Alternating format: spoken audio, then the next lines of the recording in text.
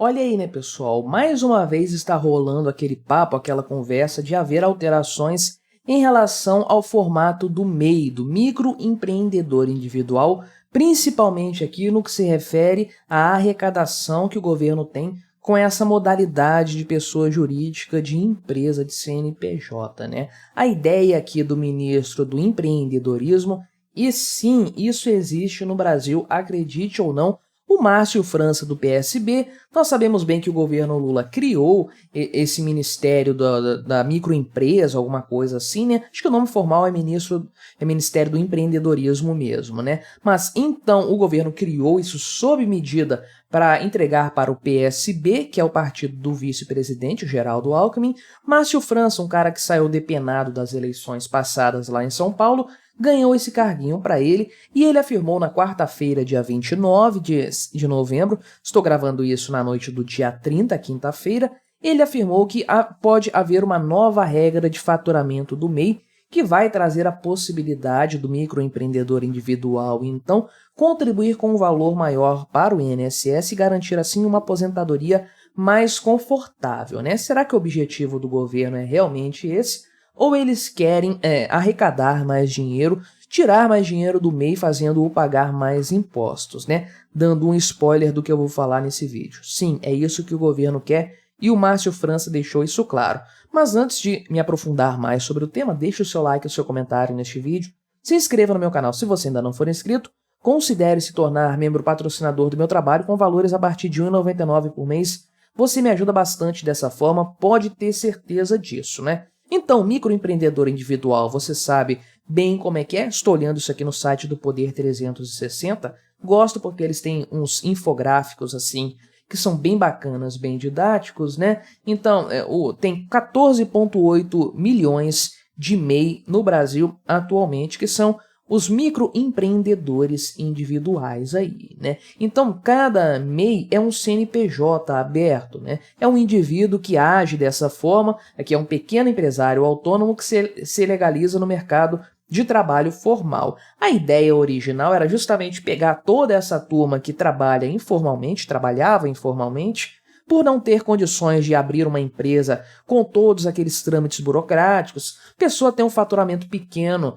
todo mês, trabalha por conta própria e tudo mais, então esse pessoal ficava na informalidade antes. Aí o governo pensou, vamos dar uma possibilidade então de colocar esse pessoal na formalidade, eles vão pagar uma taxinha, contribuir para o INSS, vão ter um CNPJ, vai ficar legal a parada aí, vai ficar bem formalizada, bem redondinha. Criaram a figura do MEI, então, microempreendedor individual, e aqui ele tem um CNPJ, né? É realmente uma pessoa jurídica, não é uma pessoa física trabalhando por conta própria, é uma pessoa jurídica, embora atrelada de todas as formas à pessoa física, né? Não são duas distinções muito claras nesse caso aí, diferente de ter uma empresa, uma sociedade unipessoal, por exemplo, né? E aí, o MEI paga um valor fixo, eles colocam imposto fixo. Não é um imposto exatamente, é uma contribuição previdenciária, né? O valor do imposto existe, mas ele é simbólico, né?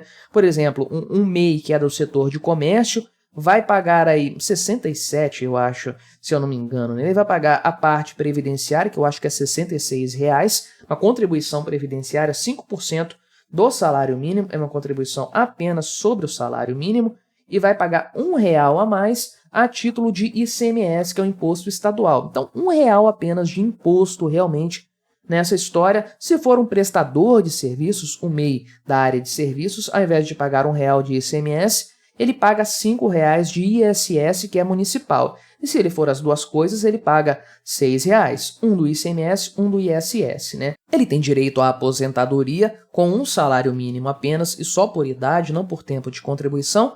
Pode emitir notas fiscais também, o de serviço é tranquilo fazer, a nota fiscal de venda depende de cada estado aí com as suas regulamentações, as suas regras, né? E aí o MEI tem algumas limitações, né? Tem que ter um faturamento pequeno, R$ 81 mil por ano, isso não é lucro, é faturamento, ou seja, o valor total recebido antes de pagar as despesas e tudo mais. Então, teoricamente, o MEI não poderia ser dono de um mercadinho, porque qualquer mercadinho tem um giro mais alto do que isso aqui por ano em matéria de faturamento, né? Então, o MEI não poderia ser desse setor, a gente vê muito aí na prática, né? O MEI só pode contratar um funcionário, mais do que isso ele precisa migrar a sua empresa, né? E tem umas outras obrigatoriedades e limitações, né? O grande ponto aqui nessa história é que esse teto de R$ 81 mil aqui do MEI é um valor que não é atualizado todos os anos. Então, quando isso foi atualizado da última vez,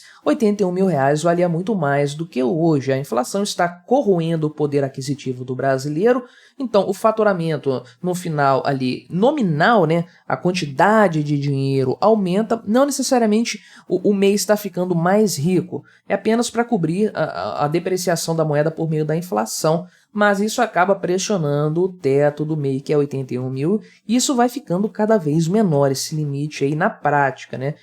Contando em matéria de poder aquisitivo. Então, o Márcio França abriu essa possibilidade, isso já foi falado anteriormente, eu tratei isso aqui neste canal, inclusive, ele estava falando lá na segunda reunião ordinária do Fórum Permanente das Microempresas e Empresas de Pequeno Porte, realizado lá na sede do CNC, a Confederação Nacional do Comércio, lá em Brasília, e o Geraldo Alckmin também estava lá. Lembre-se, o Lula está viajando pelo mundo mais uma vez, o presidente interino é o Geraldo Alckmin, então ele quem está governando o Brasil, né, nesse período de ausência do Molusco, né? Então aqui é R$ 67 a R$ 72 o valor que o DAS, né, que é o documento de arrecadação do Simples, que o MEI paga a depender da sua atividade, conforme eu falei aí, né? E a ideia, então, do Márcio França seria o seguinte, você escalonar essa questão do MEI, criar um patamar acima, que seria uma transição mais suave para uma empresa convencional,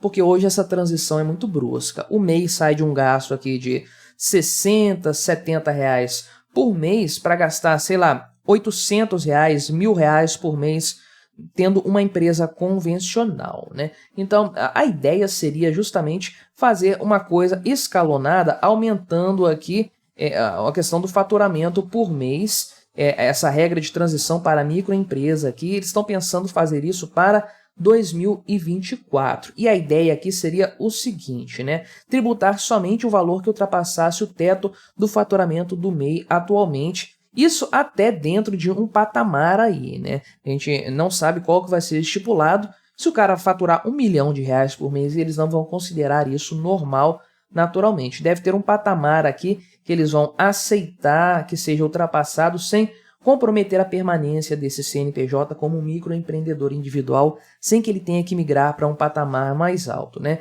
Então, por exemplo, se o MEI arrecadasse aqui 90 mil em um ano, ele não teria que pagar, não teria que se tornar uma microempresa automaticamente, que é o que acontece hoje em dia, né?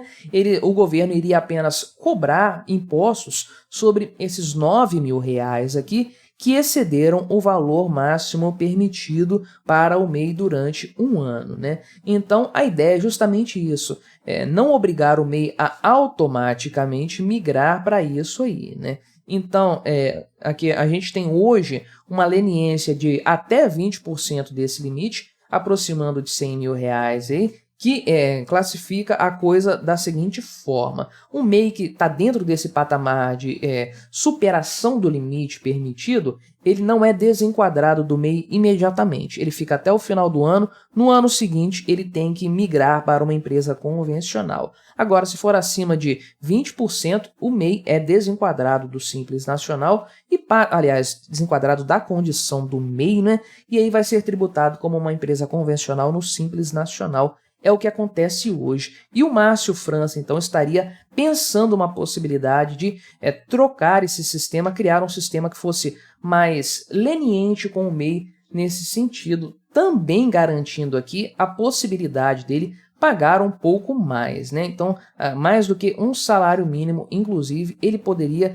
contribuir com um valor mais alto para a Previdência Social, né? Então, aqui, de fato, o ministro diz que eles vão criar mecanismos, formas para que isso aconteça. A gente não sabe como que isso vai ser feito, porém ele já canta a pedra aqui, né? Que essa contribuição extra do MEI para uma aposentadoria futura vai ajudar a Previdência Social no presente, né? Ele diz aqui, ó, não vai desafogar todo o rombo da Previdência, que é bizarramente grande, né? Mas se a gente paga valores, mas se mais gente paga valores maiores, evidentemente diminui. Então o que ele quer no final das contas não é melhorar a vida do MEI, não é aumentar a possibilidade de faturamento, é criar uma possibilidade, uma coisa, incentivar o MEI a pagar um pouco mais de INSS do que ele paga atualmente, né? Então, eu não sei em qual patamar que vai ser, se vai manter o atual padrão, né? Ah, você paga 5% do salário mínimo hoje, você vai poder pagar 5% de 2